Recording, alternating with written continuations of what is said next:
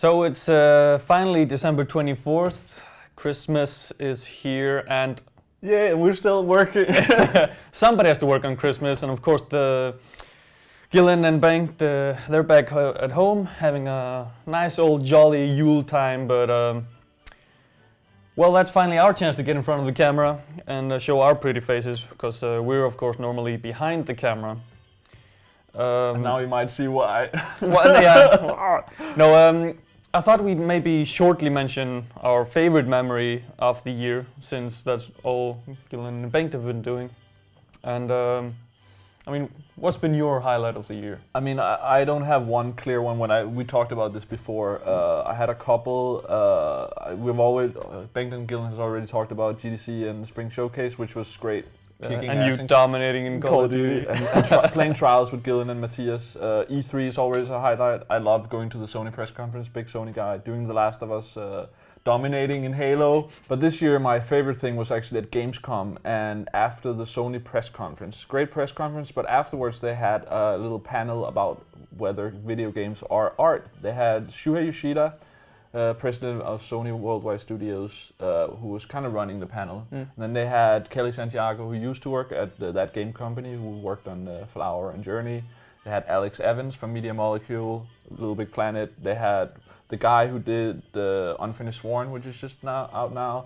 The guy who's working on Dick's Nightcrawler. They had a lot of great. They had a guy from the Japan studio who had a great discussion about video games and video games art, and it wasn't that standard, PR talk. Yeah. And it's also, I mean, it's a lot of people that I would say is, I mean, it's not indie games, but it's the smaller. It's like Sony venturing into the indie market. For sure. I mean, you have Alex Evans, who did Little Big Planet. It's probably sold a lot, but that's still a game that tries to do something different. Exactly. And it was great to hear that they didn't just agree; they actually had a really interesting discussion.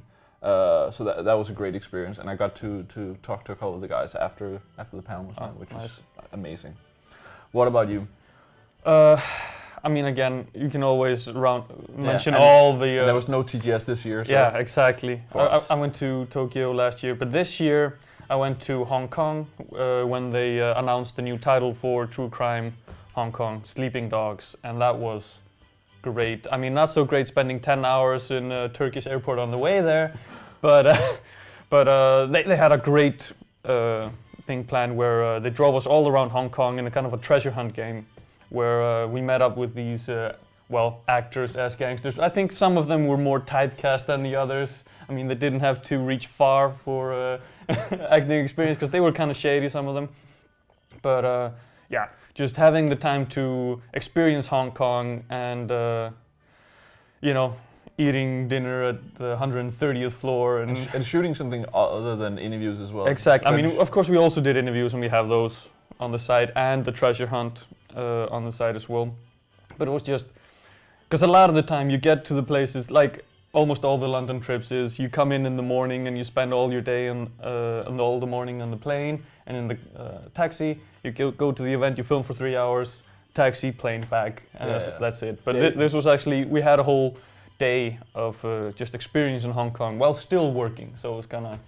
And the London and the Stockholm trips, it's like you get up at 4 in the morning and you're home at like after midnight, but you're still only in London for like 3 hours, so it's a lot of wasted. It's just time enough to tag in on Facebook. But we should mention, we talked with Lasse about this as well, and we should mention his highlight, which we agreed. We don't know if, I think Lasse agrees, is probably the wargaming party, which was a lot of fun. LMFAO. The what was it, $10 million party or something? LMFAO, one of their last concerts, which was, I mean, now it's kind of fun. We were there.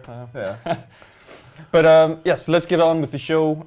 Even though Bengt and Gillen aren't here, we did film a little something special with them. It's a kind of, I guess, budget advice for Christmas. I guess maybe they're having Christmas together. I mean, it looks like it. But yeah, let's see what's up with that.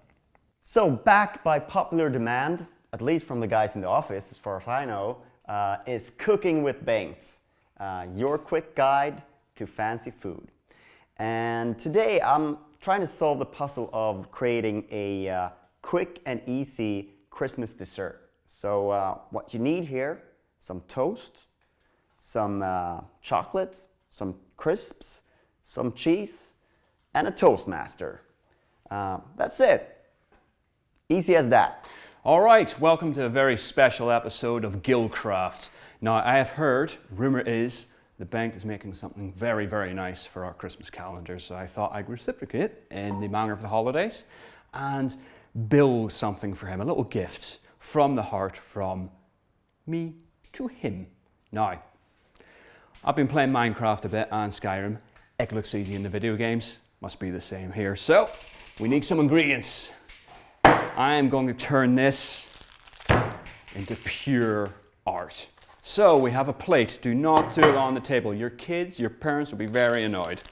We need the equipment. Always wear protective gloves. I'm not going to do it because I'm an expert. Too many years of Soul Calibur and, well, out in the streets of London trying to salvage some food. Yeah, let's get in there. Let's get muddy. So what you do is you take your normal heavy block of clay, you bump that down. Now that's a bit too big, so 1, 2, okay. Take these 2 bits, put them to one side for the moment. Use the big, we're going to use that as the base. So really get in there, pound it with the arms, pound it with the fingers. Kick the crap out of that clay! Make it your bitch. Slide it down there.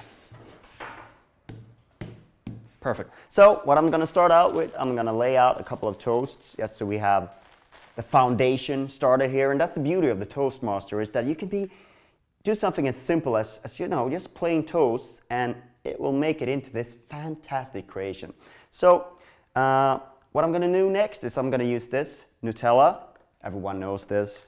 It's well, it's a favorite of mine. We used to sneak away at secondary school and eat these in the breaks and stuff. You want to have a lot of it because it's good. So you pour on here good healthy portion of Nutella on each of these ones, so you have the chocolate just permeating the whole beautiful creation here. And that's it. Go with that, and there we go. We got the toasts all chocolate up. And we're going to go with the cheese now. You want some sort of a creamy cheese, and you really want to take a big chunk of cheese, and then you just like take a knife and you just cut right into it, and you just tear it up a little bit like this. You know, you just want to get in that gritty thing here. But for the sake of time, I've prepared some cheese ahead of time, so we can just move that to the side, and I'll just take some of these that I prepared earlier. And we'll slap it on the toast like this, like that. Now, we've got 2 more bits of clay, so I figure 2 figurines. I think a nice little diorama or something like that. Now, if you haven't got the 200 quid or less, I should say, to actually pay for a special edition with statues in it, why do it? Why spend more, maybe like 5, 10 quid on a big lump of clay? Make your own. I mean, God's sake, look how perfect that is. It's already fully forming. Let's give it some arms. Make it by. This all will become clear once we finish it off. All important.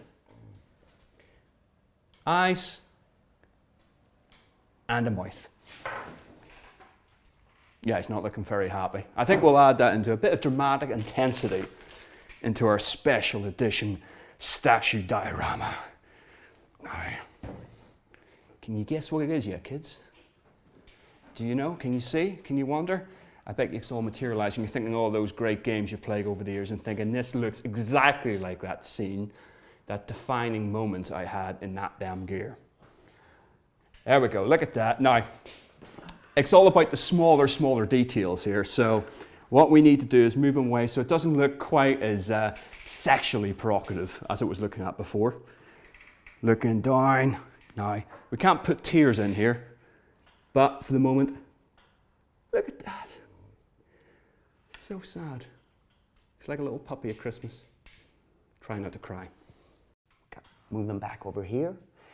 And as the sort of the final piece de resistance, we got crisps here. This is some sort of Danish, I believe this is some sort of organic crisps. You might want to go with something a little bit nastier, something a little bit more artificial. But what we're really after is that sort of tingy, salty taste. So I'm gonna open this one. Oh, wait a minute. Don't open it up. First you have to sort of, because you don't want the full crisps. You just want to have, if you do it like this, oh, that's an extra feature there. You see, you get, all right, and you get the sort of the crusty, nice little, innards of the essential crisps. Just pour it on there. Don't be stingy with it, you know. You want to have that sort of crispy taste that will really come out well with the fantastic machine over there. So you got that. Maybe a little bit of pepper in it on the top like that, and a little bit of salt, because I see they always do this on TV. They put salt and pepper on, and it makes it fantastic. So put it all together. We got number 1, and if you got a special friend, number 2. Put it into the Toastmaster like this, and let it do its magic. It's, you know, you set it on here for, I don't know how long, but a while. A good sort of 5 minutes probably. Paste it down a little bit more. It's looking good, looking fantastic. I'm visualizing it in my mind. Now, you've done this. Important part now is to bake it. Now, many people, if you don't have a pizzeria near you to stick it in for a few hours, you can always make do with your home microwave. Bump them in there. Look at that, perfectly shaped, perfectly sized as well. Close it, I would say put it on, say about 500 Celsius for 9.5 minutes. Let's make it 12 just to be sure. But for the sake of time, I prepared something in advance, so I'm just gonna go over here, and you can see how it comes out when it's all ready and finished. You can see the Toastmaster has done its magic. You can see the crisps on top here. You can see the chocolate just flowing out of the toast foundation of this whole creation. And it's just as easy as that. So just a few minutes in the kitchen, and you got a wonderful Christmas dessert. You can serve it to your whole family, and no mess, no nothing, yet simple cooking. We haven't got 12 minutes here, so I'd like to sort of show you one we made earlier on. But you can get the general gist already from that. I mean, I don't even need to show you this. You know what I was building, but yeah. I mean, look, perfection. Gorgeous, wonderful. What more do you need? And that, my friend, is how you do special edition statues home style, Gilcraft style. Sir? Oh, look. hi. You got a gift for me? I have a gift for you. I have a gift for you. Oh my God, chocolate? Yes, something special I made for you. And this is something special I made. Enjoy your... Thank you very much. Careful, she's a bit shaky. Silent She's Hill. had a couple of drinks. Oh you know, my a little God. bit of sherry at Christmas. See this? Yeah. There's something foul going on in the sewage there. And there may be something foul going on in my sewage after I've eaten this and had a few sherries. Thank you. Enjoy. Oh my God, fucking disgusting.